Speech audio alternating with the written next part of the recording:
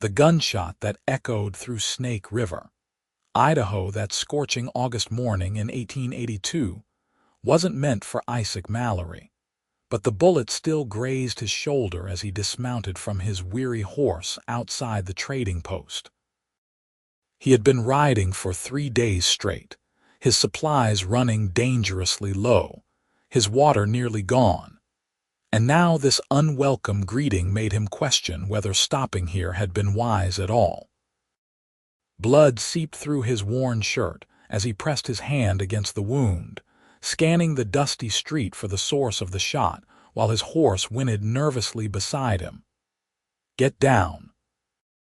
A woman's voice called sharply from the doorway of the trading post, and before Isaac could react, she had rushed forward and grabbed his arm, pulling him with surprising strength toward the building's shelter. More shots rang out, kicking up dust in the street, and Isaac found himself being pushed through the door and into the cool dimness of the trading post's interior. "Are you hit badly?"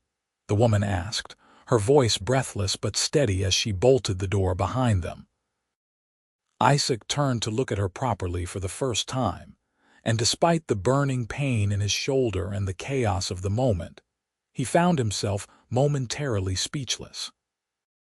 She was perhaps 22 or 23, with long dark hair pulled back in a practical braid, striking green eyes that held both worry and fierce determination, and a capable air about her that suggested she was no stranger to frontier hardships.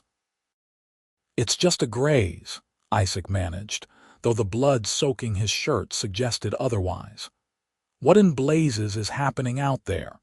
"Fletcher's gang," she said shortly, moving to the window and peering carefully through the gap in the shutters. "They've been terrorizing the town for the past week. The sheriff rode out to Boise City for help 3 days ago, and they've gotten bolder ever since." She turned back to him, her expression softening slightly as she took in his pale face and bloodied shoulder. "Sit down before you fall down. I'll get supplies to tend that wound." Isaac lowered himself onto a wooden chair, his legs suddenly feeling less steady than he liked. He watched as the woman moved efficiently through the trading post, gathering clean cloth, a bottle of whiskey, and other medical supplies.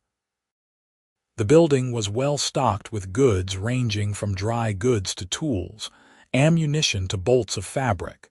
It spoke of a thriving business, though the current circumstances seemed dire. "I'm Isaac Mallory," he said as she returned to his side. "I was just passing through, heading north toward Montana Territory." "Zara Hutchins," she replied, setting the supplies on a nearby table. "This is my trading post, or rather it was my father's. He died 6 months ago and I've been running it since." She began carefully cutting away his shirt to expose the wound, her touch gentle but efficient. "This is going to hurt." "I've had worse," Isaac said, though he braced himself. When she poured the whiskey over the wound, he hissed through his teeth but didn't cry out. Through the haze of pain, he noticed her hands were steady, her movements practiced. "You've done this before. Living on the frontier teaches you many skills," Zara said, her voice softer now as she began cleaning the wound.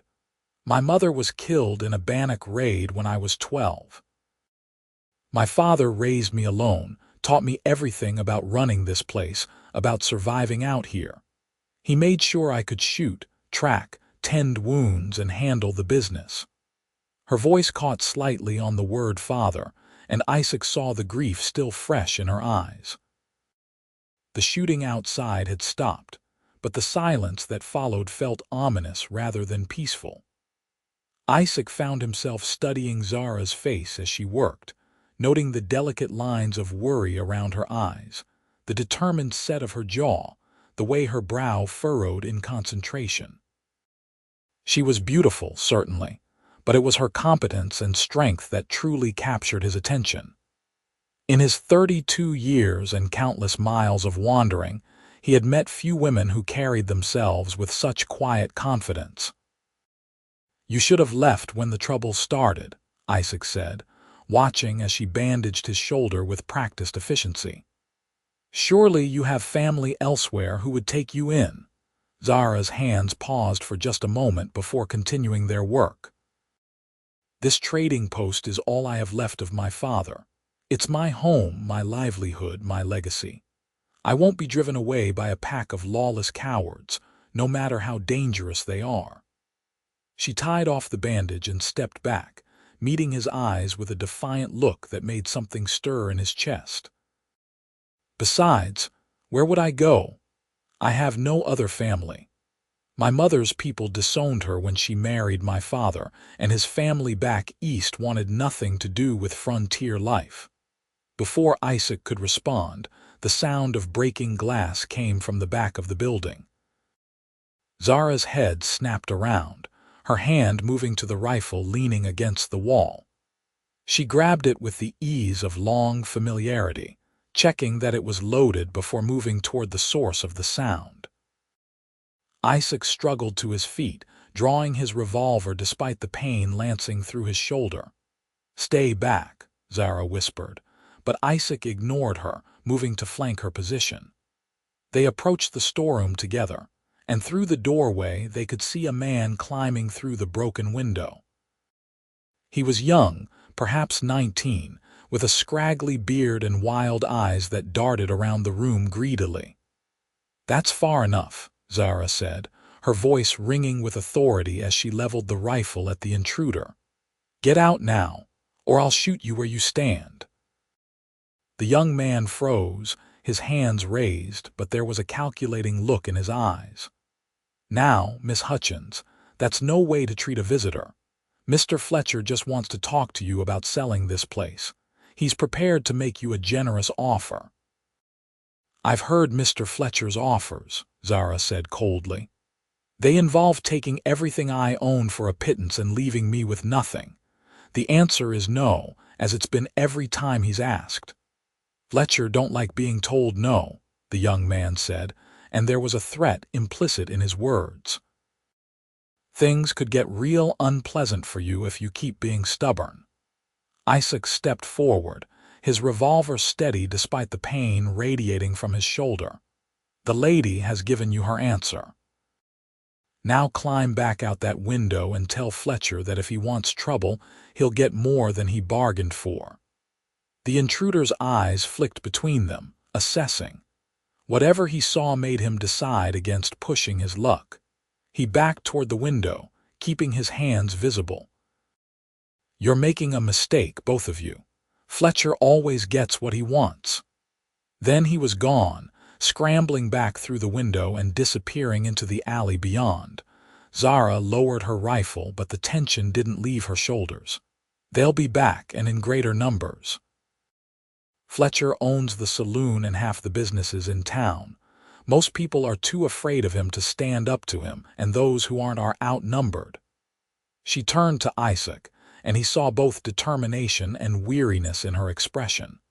"You should leave while you can. Head north like you planned. There's no reason for you to get caught up in my troubles." Isaac holstered his revolver, considering her words. The smart thing would be to do exactly as she suggested. He had no ties to this town, no obligation to this woman he had just met. His plan had been to keep moving, to continue the restless wandering that had defined the past decade of his life since the war ended, and he found himself unable to settle anywhere. He had no home, no family, nothing waiting for him in Montana territory except more of the same empty horizon. But as he looked at Zara Hutchins standing in the dusty trading post that represented her entire world, he felt something shift inside him. Perhaps it was the loneliness that had been his constant companion for so long finally becoming unbearable. Perhaps it was recognition of a kindred spirit, someone else who had lost everything and was fighting to hold onto the only thing she had left. Or perhaps it was simply that, for the first time in years, he felt needed. "I don't run from trouble," Isaac said finally. "And I don't abandon people who need help. If Fletcher wants this trading post, he'll have to go through both of us. Zara stared at him for a long moment, and Isaac saw surprise, gratitude, and something else flash across her face before she schooled her expression back to careful neutrality.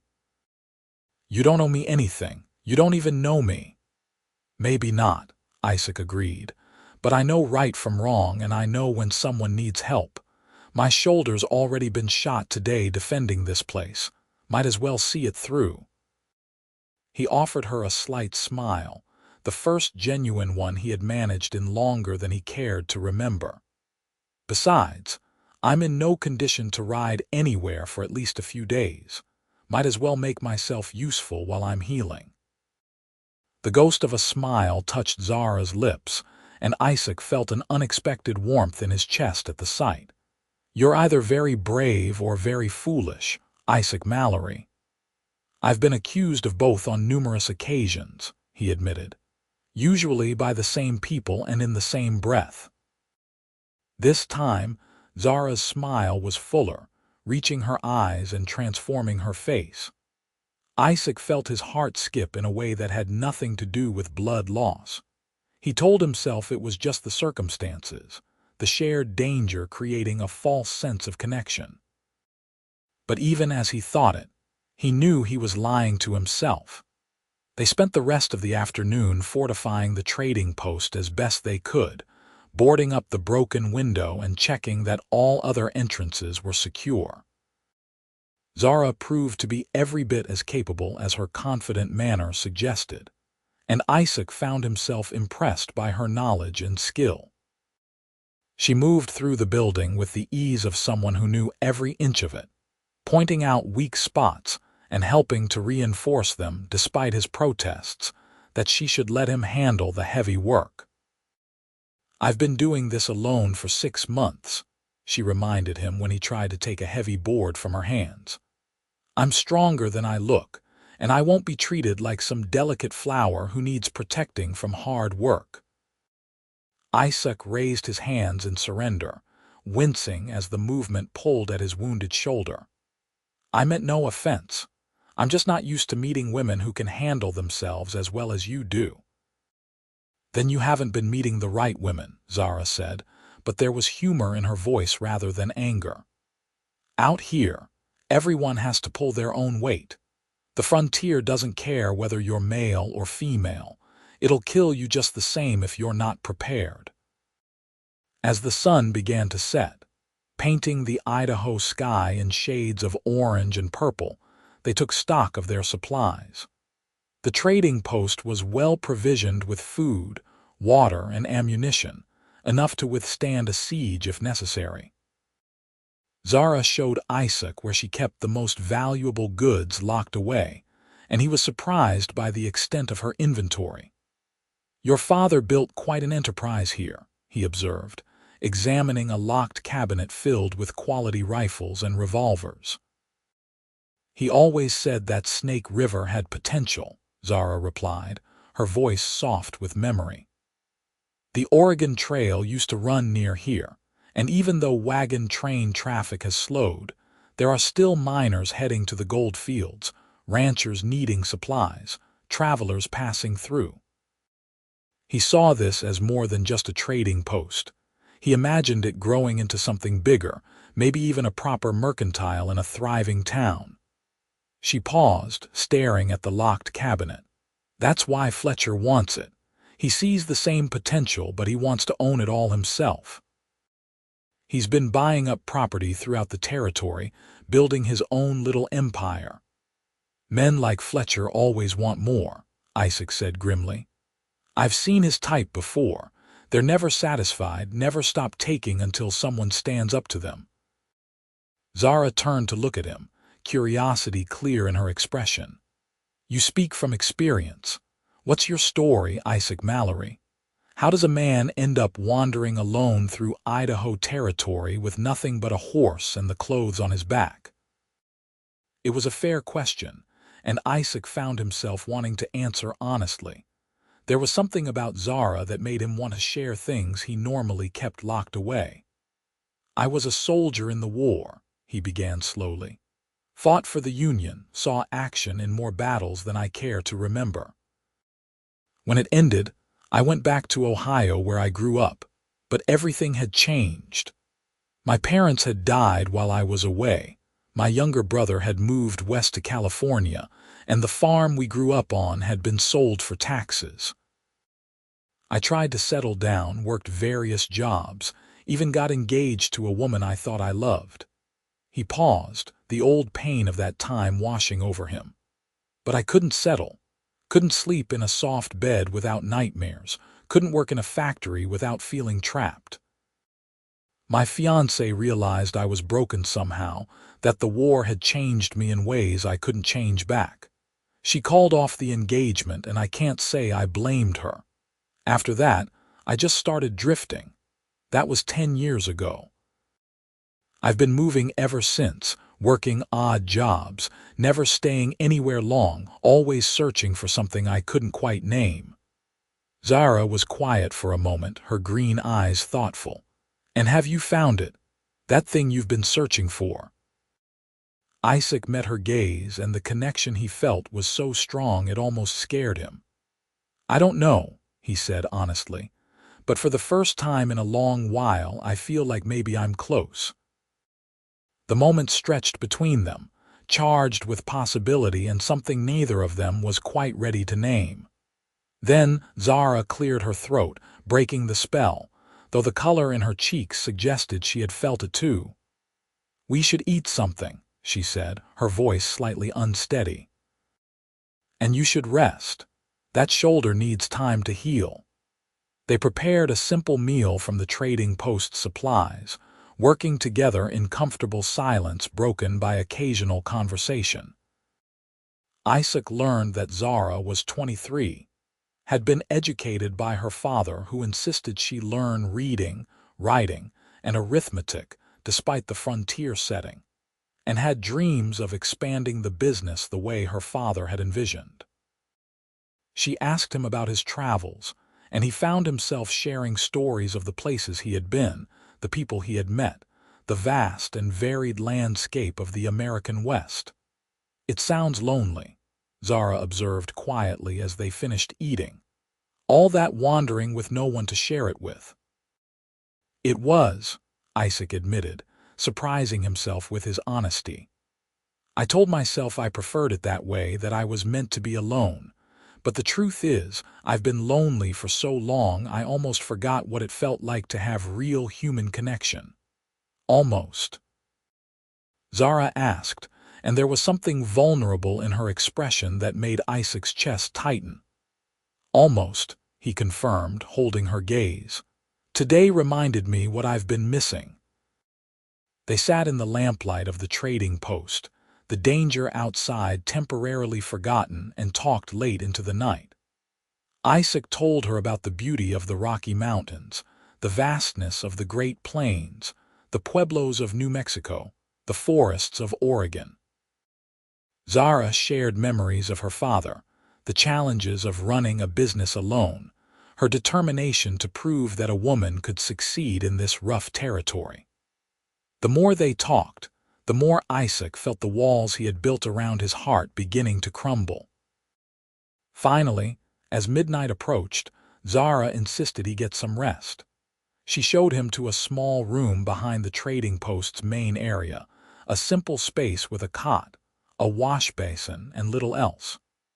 "This was my father's room when he needed to stay overnight during busy trading seasons," she explained. "I live in a small house just behind the trading post, but given the circumstances, I think we should both stay here tonight where we can defend the place if necessary." Isaac nodded, suddenly acutely aware of the intimacy of the situation, despite the very practical reasons for it. "Where will you sleep?" "There's a cot in the storeroom I can use," Zara said. "We should take turns keeping watch anyway. You take the first rest since you're injured. I'll wake you in a few hours." Isaac wanted to argue, but his shoulder was throbbing and exhaustion was catching up with him. "Wake me in 3 hours, no more. You need rest too." Zara smiled, that warm expression that made his heart race. "Deal."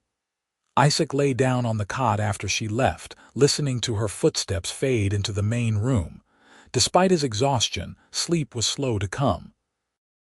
His mind kept returning to Zara, to the strength he saw in her, the vulnerability she tried to hide, the way her presence made him feel more alive than he had in years. He had known her less than 12 hours, yet she had already gotten under his skin in a way no one else had managed since before the war. When sleep finally came, his dreams were troubled. He found himself back in battle, smoke and blood and chaos surrounding him, but when he looked up, it was Zara in danger, not his fellow soldiers. He woke with a start to find her gently shaking his good shoulder, lamplight soft on her concerned face. "You were having a nightmare," she said softly. Calling out, "I thought I should wake you." Isaac sat up, his heart still racing. "How long was I asleep?" "About 2 hours. I know we said 3, but you seemed distressed and there's been no sign of trouble outside." She sat on the edge of the cot, and Isaac was intensely aware of her nearness. "The war," he nodded, not trusting his voice. Zara reached out and took his hand, the gesture simple but profoundly comforting. "My father had nightmares too. He was in the Mexican War back in the 40s. He told me once that the memories never really leave, but they get easier to carry when you have someone to share the burden with." "Your father sounds like he was a wise man," Isaac said, his thumb unconsciously stroking the back of her hand. "He was," Zara agreed. "I miss him every day. Running this place alone, making decisions without his guidance, it's been harder than I expected. I put on a brave face for the townspeople, but some nights—" She trailed off, her eyes glistening with unshed tears. "Some nights the loneliness is crushing," Isaac finished for her, and she nodded. Without thinking, he pulled her closer with his good arm, and she came willingly, resting her head against his chest. They sat like that for a long moment, taking comfort in each other's presence, two lonely souls finding unexpected solace. "This is crazy," Zara whispered. "We barely know each other." "I know," Isaac agreed, but he didn't let her go and she didn't pull away. "But sometimes the heart knows things the mind hasn't figured out yet." Zara lifted her head to look at him, her green eyes searching his face. "I feel it too," she admitted. "This connection. It scares me." "Me too," Isaac said. "I've spent 10 years running from connections, from the possibility of caring about someone and losing them, but maybe running isn't the answer anymore." "Maybe not," Zara said softly. Then, before either of them could overthink it, she leaned forward and kissed him. It was gentle and tentative at first, a question more than a statement. Isaac answered by deepening the kiss, his hand coming up to cup her face, feeling like he was finally coming home after years of being lost. When they finally broke apart, both were breathing hard. Zara's cheeks were flushed, her eyes bright. "I shouldn't have done that," she said, but she didn't sound sorry. "I'm glad you did," Isaac replied honestly. "I'm just sorry it took me this long to find you." "You found me exactly when you were supposed to," Zara said, a conviction in her voice that made Isaac want to believe in fate. "Everything that happened, all the wandering, all the loneliness, it led you here to this moment. Maybe that's how it was meant to be." They talked quietly for another hour, seated close together on the cot, occasionally stealing kisses, learning each other's stories in greater depth. Isaac told her about the brother he had lost touch with, the friends who died in the war, the sense of being adrift that had defined his adult life. Zara shared her fears about losing the trading post, her determination to honor her father's memory, her secret dreams of having a family of her own someday, despite her doubts that she would find someone willing to share the hardships of frontier life. "You're remarkable," Isaac said, tucking a stray strand of hair behind her ear. "Beautiful, strong, capable, brave. Any man would be lucky to build a life with you." "Any man or a specific man?" Zara asked, a hint of playfulness in her tone despite the seriousness of the question beneath it. Isaac's heart pounded as he considered his answer. 24 hours ago, he had been a solitary drifter with no plans beyond the next town. Now he was contemplating a future he had thought impossible. It should have terrified him. Instead, it felt like the most natural thing in the world. "A very specific man," he said firmly, "if she'll have him." Zara's smile was radiant. "I think she might, assuming we survive the current situation." The reminder of the danger they faced sobered them both. "We should get some rest while we can. Tomorrow, we need to figure out a plan for dealing with Fletcher." They took turns keeping watch through the rest of the night, and when dawn broke over Snake River, it brought with it a tense clarity. Isaac stood at the window watching the town wake up, noting the unusual emptiness of the streets. Most businesses remained shuttered, and the few people brave enough to venture out moved quickly, keeping their heads down. Zara joined him, 2 cups of coffee in her hands. She passed one to him, and their fingers brushed in a way that sent warmth through him despite the dire situation. "Fletcher will make his move today," she predicted. "He's not patient, and now that he knows you're here supporting me, he'll want to end this quickly." "Then we need to be ready," Isaac said. He turned to face her fully. "Zara, I need you to know that whatever happens today, meeting you has changed everything for me. For the first time in 10 years, I have something worth fighting for beyond just survival." Zara set down her coffee cup and took both his hands in hers. "I feel the same way.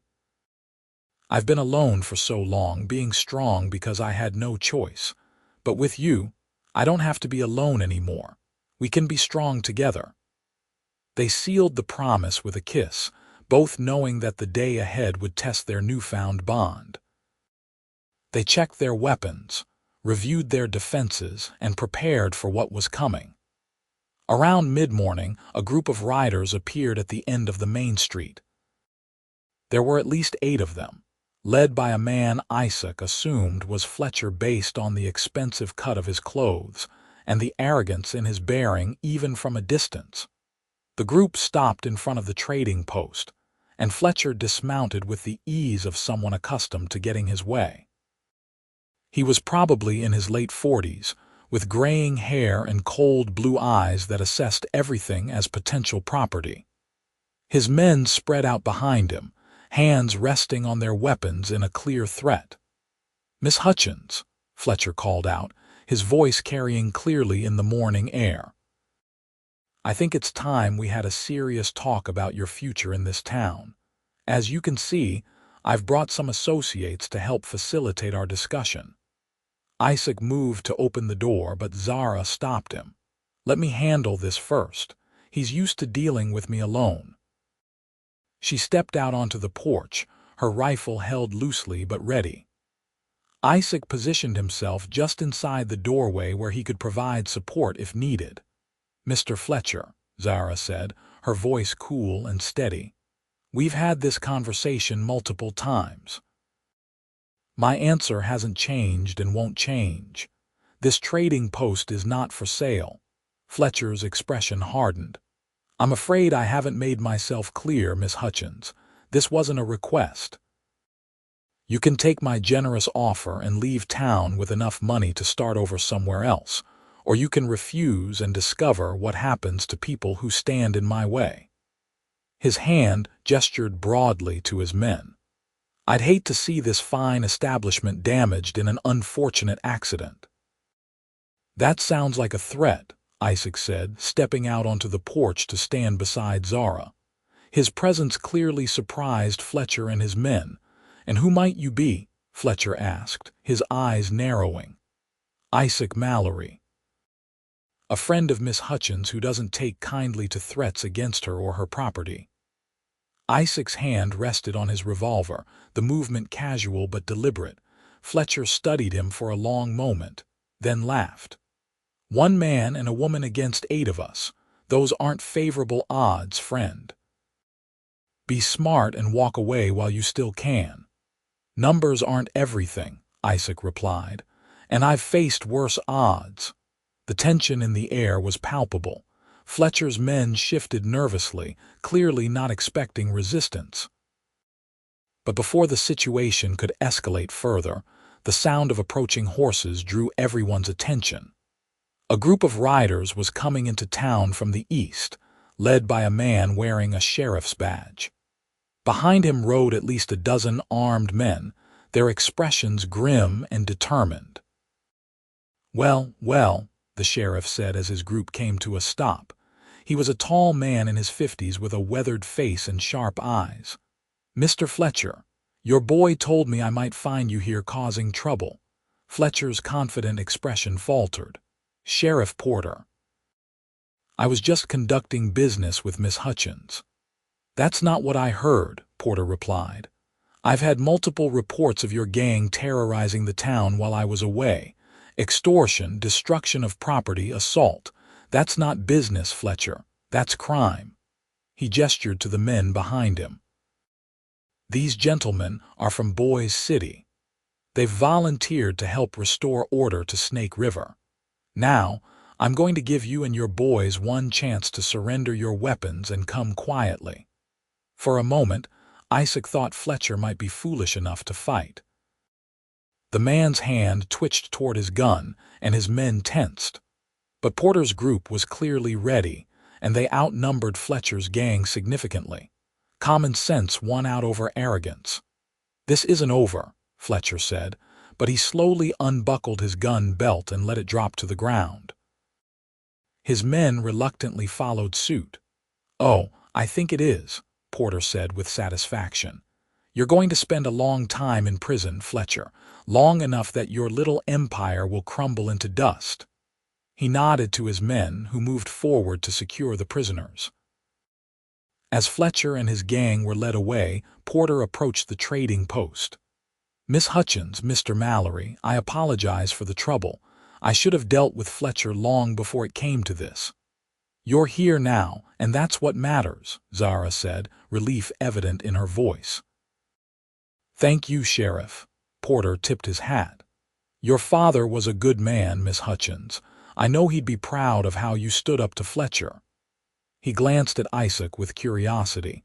"And it seems you found yourself some capable help." "Isaac saved my life yesterday," Zara said, and the warmth in her voice made Isaac's chest tighten. "I wouldn't have survived this without him." "Then Snake River owes you a debt, Mr. Mallory," Porter said, extending his hand. Isaac shook it, noting the sheriff's firm grip and assessing gaze. "You planning on staying around?" Isaac looked at Zara, saw the hope and fear mixed in her expression, and made his decision. "I am, if there's a place for me here." "There's always a place for good men," Porter said. "We'll need help rebuilding what Fletcher destroyed. And Miss Hutchins here could probably use a business partner, assuming you're interested in trading post work." "I'm interested in whatever involves staying in Snake River," Isaac said, his eyes never leaving Zara's face. She smiled, and it was like the sun breaking through clouds. The next weeks were a whirlwind of activity. With Fletcher and his gang arrested, Snake River began to heal. Business picked up at the trading post as people felt safe enough to venture out again. Isaac threw himself into helping Zara run the establishment, and to his surprise, he discovered he had a knack for the work. His years of wandering had given him knowledge of various trades and skills that proved valuable in managing inventory and dealing with customers. More importantly, he and Zara grew closer with each passing day. They worked side by side from dawn until dusk, their partnership becoming more seamless as they learned each other's rhythms and preferences. In the evenings, they would sit on the porch of her little house behind the trading post, watching the sun set over the Idaho landscape, talking about everything and nothing, their hands intertwined. "Tell me about your dreams," Zara asked him one evening about a month after Fletcher's arrest. They were seated close together on the porch steps, the warmth of late September pleasant after the summer heat. "I used to dream about finding peace," Isaac said. A place where I could stop running, where the nightmares didn't chase me. I thought it was impossible, that I was too broken to ever be whole again. He turned to look at her, raising their joined hands to kiss her knuckles. But you've given me that peace, Zara. When I'm with you, the past doesn't hurt as much. The future doesn't seem so empty. Zara leaned her head against his shoulder. You've done the same for me. I was so afraid after my father died, terrified of being alone, of failing to live up to his legacy. But you make me feel brave. Like together we can handle anything. We can, Isaac assured her. Together we can build something amazing here. The trading post, a life, a family. He paused, his heart racing. Zara, I know it's only been a month, but I've never been more sure of anything in my life. I love you. I want to build a future with you if you'll have me. Zara pulled back to look at him, tears glistening in her eyes. I love you too, Isaac. So much it scares me sometimes. Yes, I'll have you. Today, tomorrow, for the rest of our lives. They kissed as the sun painted the sky in brilliant oranges and purples, sealing the promise they had made to each other. That night, Isaac asked her properly to marry him, presenting her with a simple gold ring he had purchased from the jeweler in town. Zara accepted with tears of joy, and they held each other long into the night, planning their future together. They were married 6 weeks later in a simple ceremony at the small church in Snake River. Sheriff Porter stood up for Isaac, and the schoolteacher, a kind woman named Martha Wells, served as Zara's witness. The whole town turned out to celebrate, grateful to both of them for standing up to Fletcher and helping restore peace to their community.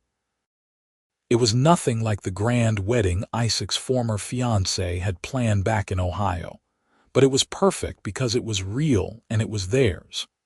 The first year of their marriage was one of the happiest times Isaac had ever known. They expanded the trading post, adding new inventory and improving the building. Zara proved to be an excellent businesswoman with a sharp mind for numbers and negotiation, while Isaac's easy manner with people drew in customers and helped build relationships with suppliers. Together, they made the trading post the success Zara's father had always envisioned. But more than the business success, it was the personal life they built that mattered most to Isaac. Coming home each evening to a wife who loved him, sharing meals and conversation, and the simple comfort of companionship. It healed something in him he hadn't realized was broken. The nightmares became less frequent, and when they did come, Zara was there to wake him gently and remind him he was safe. Late one spring evening in 1884, nearly 2 years after that fateful day when Isaac had first ridden into Snake River, Zara shared news that filled him with equal parts joy and terror. They were going to have a child. Are you happy? Zara asked anxiously, watching his face for reaction. They were in their bedroom in the house they had expanded behind the trading post, lamplight casting soft shadows. Happy doesn't begin to cover it, Isaac said, pulling her into his arms. Terrified, overwhelmed, but mostly just incredibly grateful. He placed his hand gently on her still flat stomach. A child, our child. I never thought I'd have this, Zara, a family of my own. You deserve this, Zara said firmly. You deserve all the happiness in the world, Isaac Mallory. You're going to be a wonderful father. I hope so, Isaac said. I want to be there for our child the way my father was there for me before the war. I want to give them everything I never had the chance to give anyone. Their son was born that November. A healthy baby boy with a strong set of lungs and his mother's green eyes. They named him James, after Zara's father, and Isaac held him for the first time with tears streaming down his face.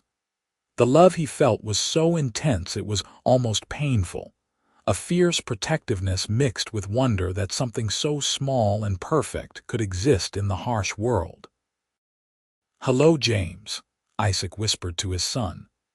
I'm your father, and I promise you this. You will always know you're loved. You'll never have to wonder where you belong or search for home, because home is right here with your mother and me. Zara watched them from the bed, exhausted but radiant. You're a natural, she said softly. Look at you two already bonding. The years that followed were full and rich. James grew into a bright, curious child who loved hearing stories about his grandfather's trading post and his father's adventures. The business continued to thrive, becoming one of the most successful trading posts in southern Idaho. Isaac and Zara became pillars of the Snake River community, helping newcomers get established, supporting the church and school, working to make the town a better place for everyone. In 1887, their daughter was born, a fierce little girl they named Clara after Isaac's mother. She had her father's brown hair and her mother's determination, and from the start it was clear she would be every bit as strong-willed as Zara. Watching his wife with their children, seeing the family they had built together, Isaac often found himself overwhelmed with gratitude for that August day in 1882, when a stray bullet had sent him stumbling into the trading post. "What are you thinking about?" Zara asked him one evening. It was summer of 1888, and they were watching their children play in the yard while they sat on the porch. James was 6, Clara was 1, and Zara was pregnant again with their third child. "How lucky I am," Isaac said honestly. 6 years ago I was alone, wandering, convinced I'd never find where I belonged. Now I have everything I ever wanted and more. He took her hand, bringing it to his lips. "You gave me that, Zara. You're the home I was searching for all those years." Zara's eyes sparkled with tears. "And you're mine. We saved each other that day, Isaac. You weren't the only one who was lost." "Not anymore," Isaac said. "Never again." Their third child, a boy they named Robert after Isaac's father, was born that December. The family continued to grow and flourish. Isaac taught his children everything he knew about the frontier, about survival and strength, but also about kindness and integrity. Zara taught them business and books, ensuring they were educated and prepared for whatever future they chose. As the years passed, Snake River grew from a small frontier town into a proper community. The railroad came through in 1891, bringing new opportunities and new challenges. But through it all, the trading post remained at the heart of the town, run by the Mallory family with the same dedication and care that James Hutchins had started. Isaac's past never completely left him. Sometimes he still woke in the night, sweat soaked from dreams of the war. But Zara was always there, her presence grounding him, reminding him that he was safe, that he was home. And in the morning light, surrounded by his wife and children and the life they had built, the darkness receded. One evening in the spring of 1895, Isaac and Zara sat together on their porch as they had countless times over the 13 years since their wedding. Their children were all in bed, the oldest now 10, the youngest 5. Another baby was on the way, due in the summer. The trading post was closed for the night, the stock well tended, the accounts balanced. Everything was as it should be. "You ever regret it?" Zara asked, breaking the comfortable silence. "Giving up your wandering to stay here?" Isaac considered the question, looking out at the town that had become his home, the life that had become his anchor. "Not for a single moment," he said with complete certainty. "I thought I was searching for a place, but what I really needed was a person. You, Zara, you're my home. Wherever you are, that's where I belong." Zara leaned into him, and he wrapped his arm around her, holding her close. "That day you rode into town, wounded and dusty and looking so lost, I never imagined you'd become my whole world, but you have. You and our children, this life we've built, it's everything I ever dreamed of and more. We've been blessed," Isaac agreed. "And I don't take any of it for granted. Every day I wake up grateful for the chance I was given, for the home I found, for the love we share." They sat in comfortable silence, watching the stars emerge in the darkening sky. The frontier was changing, becoming more civilized, but there was still a wildness to the land that called to something deep in Isaac's soul. The difference now was that he never felt the urge to answer that call by leaving. Everything he needed was right here. Their fourth child, another daughter they named Sarah, was born in July of 1895. The birth was difficult, and afterward the doctor advised them that having more children might be dangerous for Zara. It was a sobering conversation, but looking at their four healthy, beautiful children, both Isaac and Zara felt blessed beyond measure. 4 children, Isaac marveled, holding baby Sarah while his other children clustered around to see their new sister. 4 incredible gifts.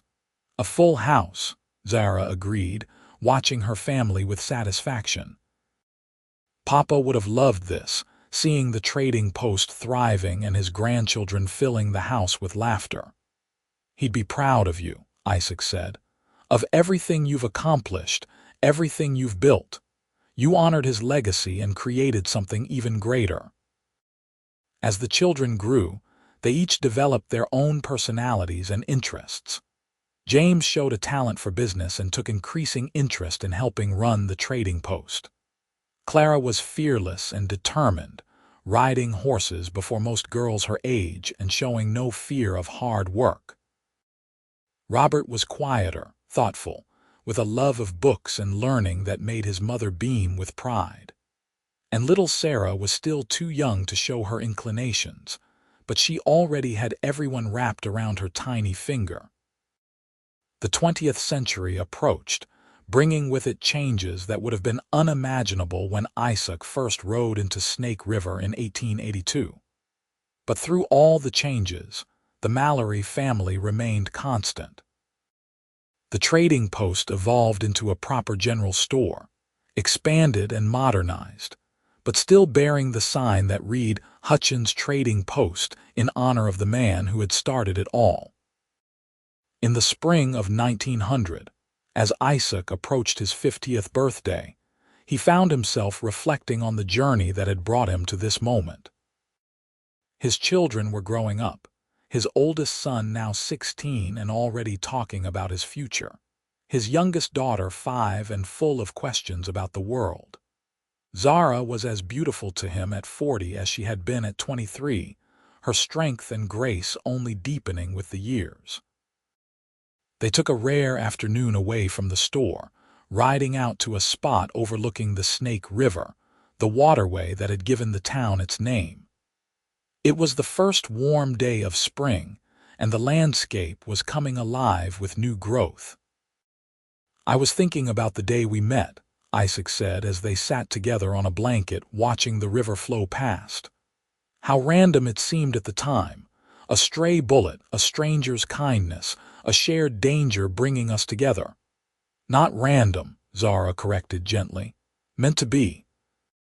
Everything that happened in your life before that day led you to me. All the wandering, all the searching, it had a purpose. You were finding your way home, even if you didn't know it. You always did see things more clearly than me," Isaac said with a smile.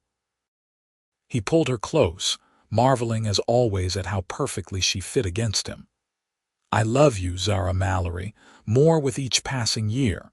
You took a broken wanderer and made him whole. You gave me purpose, family, love. Everything I have, everything I am, I owe to you."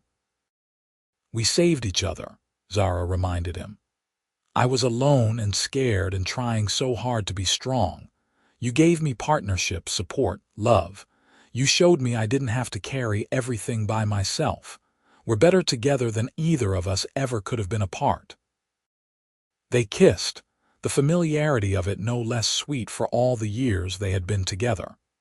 Below them, the Snake River continued its eternal flow, and in the distance, they could see their town, their home, their life spread out before them. The years continued to pass, marked by the milestones of family life. James took over much of the daily operation of the store when he was 18, showing the same business acumen his mother possessed. Clara surprised everyone by falling in love with a young rancher and moving to a property just outside town, where she helped build one of the most successful cattle operations in the territory. Robert went to college in Boise, studying law, determined to make a difference through education and the legal system. Sarah showed signs of becoming a teacher, patient and kind with younger children in a way that reminded Isaac of his wife. In 1905, Isaac and Zara celebrated their 23rd wedding anniversary quietly, with just the two of them. The children were all pursuing their own lives now, though they remained close, and the house felt strangely empty without the constant noise and activity. "We did well," Zara said, looking at the photographs that lined their walls, capturing moments from their life together. "Look at them all, so grown up, so capable. We raised good children, Isaac." "We did," he agreed. "But you know what I'm most proud of?" "What?" "That through all of it, through raising children and running a business and dealing with everything life threw at us, we never stopped being partners, never stopped loving each other. Some couples lose themselves in parenthood, but we grew stronger." Zara turned to embrace him, and even after 23 years, the touch still sent warmth through him. "That's because we knew what loneliness felt like. We never took each other for granted." They were blessed to see their children marry and start families of their own.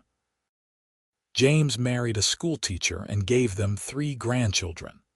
Clara and her rancher husband had 2 boys who were born in the saddle.